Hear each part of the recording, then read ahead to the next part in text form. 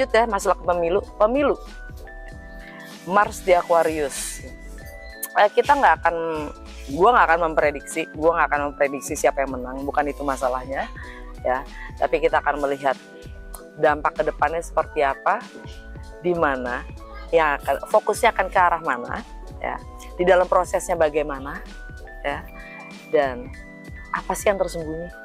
Ya, itu apa yang tersembunyi, ya. Makanya kita ada di dalam tarot. Anyway. Gue sebelum itu akan menjelaskan dulu arti dari Mars di Aquarius. Ya, kalau kemarin-kemarin kita udah dengerin, ya kan, udah gue jelasin lah gitu. Merkuri di Aquarius itu apa sih? New Moon di Aquarius itu apa sih?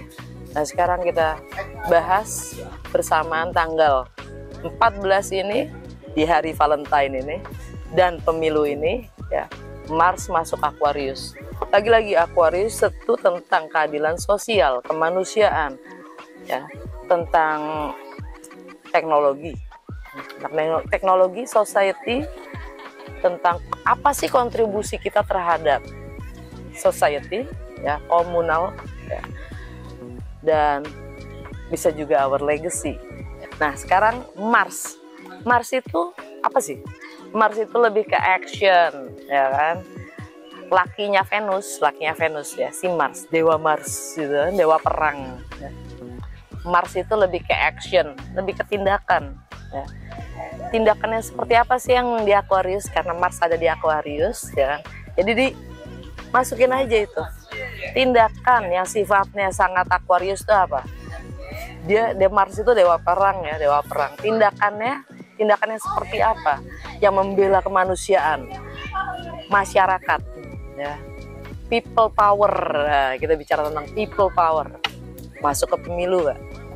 Sesuai banget dong, ya gak? Keadilan sosial, ya kan? Kontribusi kita apa, ya? Bagaimana kita melampaui zona nyaman kita untuk menembus, menciptakan inovasi-inovasi baru, ya, cara-cara yang baru, ya. Membangun itu melalui teknologi, ya. Strategi yang seperti apa, ya. Kita lihat, oke? Kita buka tarotnya, Cin. Pemilu 2024, ya. Energi ini gokil banget sih. Nggak hanya kita aja kan yang punya pemilu, ya. Di Amerika juga lagi ada pemilu. Nah, tapi gue sekarang ini, gue nggak mau jadi kompor buat siapapun, ya. Gue nggak mau memprediksi siapa yang menang, bukan. Tapi untuk melihat ke depannya seperti apa. Siapapun itu yang menang, ya kan? Nah, oke, langsung aja kita buka ya.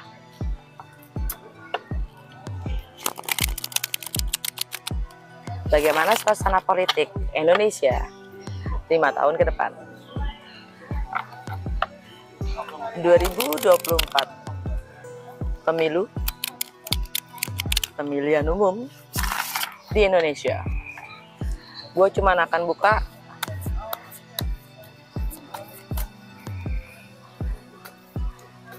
6 kartu. 6 kartu. Dan klasik spread, ya. Klasik spread.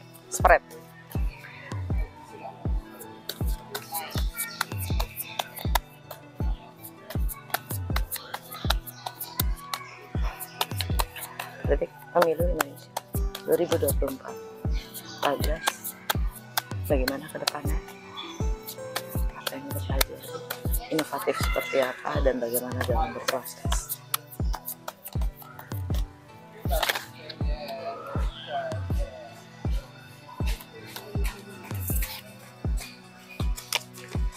Six of Swords saat ini. Challenge-nya La Mort, the Death. Fondasi King of Wands. Yang sudah lewat Five of Pentacles. Fokus Four of Swords kebalik.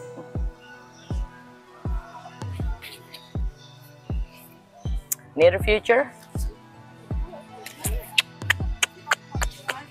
the tower. Under the deck, the magician. Oke, the magician. Ya, gue hanya membaca energi melalui kartu-kartu ini dengan segala simbolnya ya. Kalau kalian mendapatkan intuisi sendiri, kalian sendiri, itu bagus. Ya. Karena gue nggak akan, gue memilih untuk tidak menjadi kompor, ya. Jadi alam bawah sadar secara kolektif kita, ya, Indonesia itu sendiri.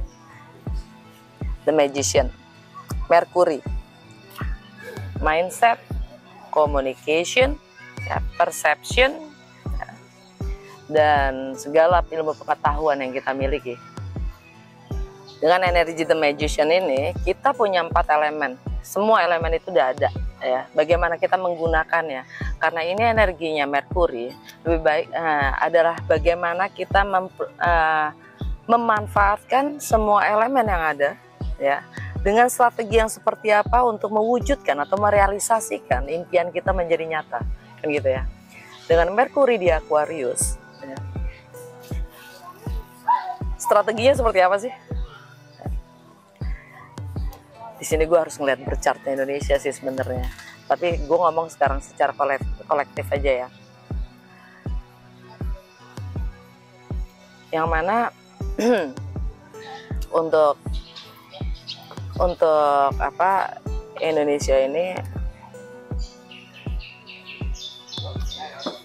dalam menjalin hubungan dengan dunia, ya, relationship dengan internasional itu bagaimana juga, karena itu membangun juga, ya, itu sangat berdampak pada dalam negerinya juga.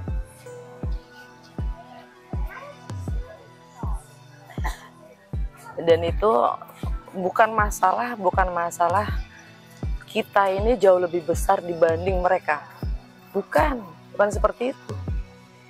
Tapi kita juga tanpa mereka kita bukan apa-apa juga, kan gitu. Jadi bagaimana kita lebih bisa menemukan jati diri kita dulu, membangun jati diri kita dulu, menunjukkan sejatinya Indonesia dulu tuh gimana, ya.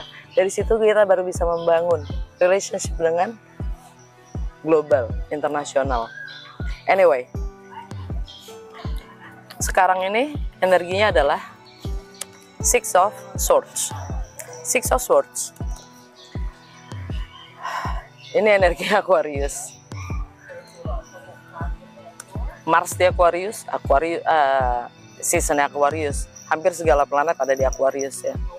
Walaupun Venus belum ada di Aquarius, tapi Mars dan Mercury ada di Aquarius. Artinya, apa yang akan kita lakukan di saat kita ingin mencari lebih yang namanya kedamaian, ya.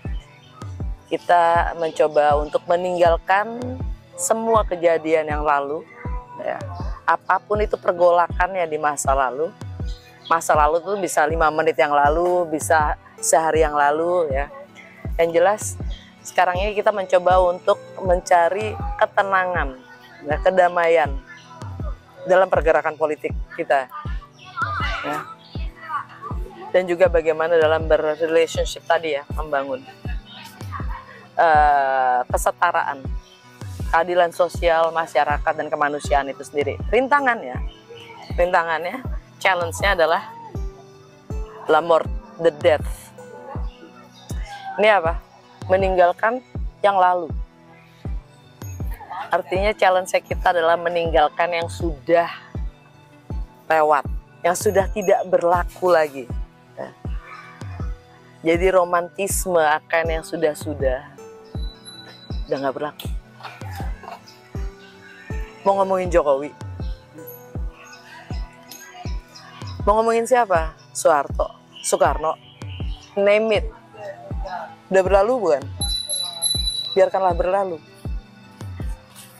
Kematian itu, ya, benar-benar kebangkitan itu benar-benar ada di saat kita bisa menghargai namanya kematian. New beginning. Kalau kita masih tersangkut dengan masa lalu, kita tidak akan pernah bangkit. Siapapun itu masa lalu.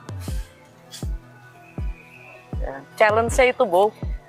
Bisa nggak kita move on? Ketenangan itu ada di move on. Kedamaian itu ada di move on. Lepaskan masa lalu. Romantismenya kita tuh jangan jadi ini ya, roman picisan loh. Kalau jadi roman picisan ya, jangan terlalu receh lah, ya kan? Jangan terlalu baper lah dengan romantisme yang nggak penting, ya kan? Oke. Dan ini energinya Scorpio, energinya Pluto. Dan Pluto ada di mana? Di Aquarius. Baru kemarin tanggal 21 Januari Pluto meninggalkan Capricorn masuk ke Aquarius. Dan dia akan stay di sana selama 20 tahun, sama 20 tahun. Nah, buat Indonesia tuh gimana? Bagaimana Indonesia menjalin hubungan dengan dirinya sendiri sehingga itu mencerminkan hubungan eksternal, internasional, global. Bagaimana kita mengenal diri kita sendiri dulu. Kita udah bisa move on belum? Gitu. Perubahan yang nyata itu hanya bisa disadari setelah kita bisa meninggalkan, menghargai apapun yang sudah ada di belakang, yang sudah terjadi. Yang memang sudah kelar ya udah kelar lah ya, gitu kan. Move on. Anyway, fondasinya adalah King of Wands. King of Wands di sini ya adalah energinya Aries. Aries itu adalah bagaimana kita mengambil sikap, ya, bagaimana Indonesia untuk mengambil sikap dalam menghadapi segala perbedaan dan melampaui batasan-batasan kita sendiri dalam melihat perbedaan-perbedaan itu. Apakah kita harus mempelajari hal-hal baru? Karena kalau kita menolak untuk hal-hal yang sifatnya baru, itu namanya cognitive dissonance. Apa sih itu cognitive dissonance? Di saat kita sudah ngelotok banget dengan pemahaman kita sendiri, merasa selalu benar akan pemahaman kita sendiri. Jadi bagaimana kita mengambil sikap ya, untuk memahami segala sesuatu yang memang di luar pemahaman biasanya kita gitu. Bagaimana kita step beyond our limitation, batasan-batasan dalam memahami sesuatu ya. Untuk menerima pemahaman baru. Apalagi di masanya Aquarius ini, apalagi di zamannya Pluto di Aquarius ini, teknologi, ya, digital, people power, Aquarius, people power. Kita bicara tentang masal, ya, udah bukan lagi selama Pluto di Capricorn itu tentang kebijakan yang berkuasa. Tapi di saat Pluto masuk Aquarius, it's all about people power dan revolusi. Jadi kebijakan itu berdasarkan apa? Ya. Sikap yang bagaimana yang akan diambil oleh pemerintahan kita? Right? Oke. Yang sudah lewat, energi yang sudah lewat, ya, kita dapat Five of Pentacles. Five of Pentacles. Kita merasa kekurangan selama 15 tahun ya. Pluto di Capricorn itu selama 15 tahun. Ya. Mencoba untuk memahami otoriter ya, energi-energi otoriter, energi-energi yang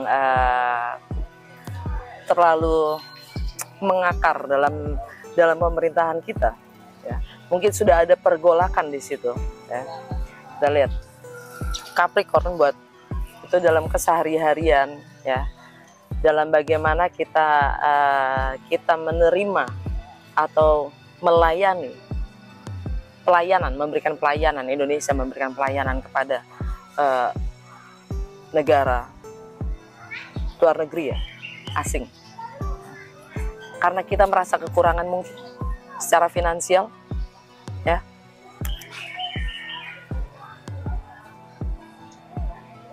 Itu perlu disadarin sih, itu perlu disadarin. Karena sebenarnya kita bukan kekurangan, kita cukup, bahkan kita lebih kaya, ya nggak? Sangat lebih kaya dibanding mereka-mereka yang kelihatannya kaya secara finansial, tapi secara alam kita jauh lebih kaya, ya kan? Ya nggak. Fokus. Four of Swords kebalik. Saatnya untuk bangun dari tidur. Bukan saatnya lagi untuk beristirahat dan diam, mengawasi, mencermati, belajar. Stop. Saatnya untuk bertindak. Bangun, keluar dari mindset yang selama ini sudah istilahnya menidurkan kita gitu lah. Yang bikin kita agak-agak halu kali ya bahasanya gitu, terbuai. Nah itu dia tuh kata-katanya, terbuai dengan hal-hal yang sifatnya nggak realistis gitu loh. Oke? Apapun itu ya, mau religion ke, mau kebijakan apapun lah ya, yang sifatnya nggak realistis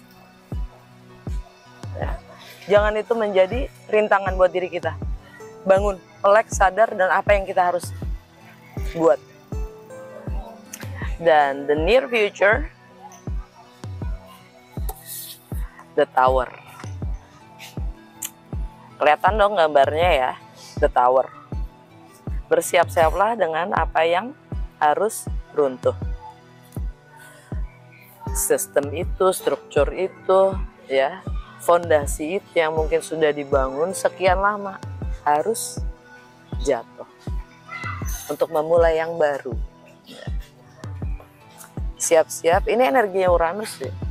Ini energinya Mars ya. Mars di mana? Di Aquarius. Tadi apa? Dewa perang. Mars itu. Action. Ya.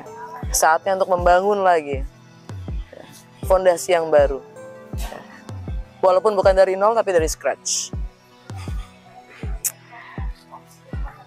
Jadi membangun, menata kembali ya. Dan itu lebih lagi-lagi gue cuma bisa ngingetin aja, it's all about people power. Kalau bicara tentang Aquarius ya, keadilan sosial dan kontribusi kita apa terhadap sekitar kita.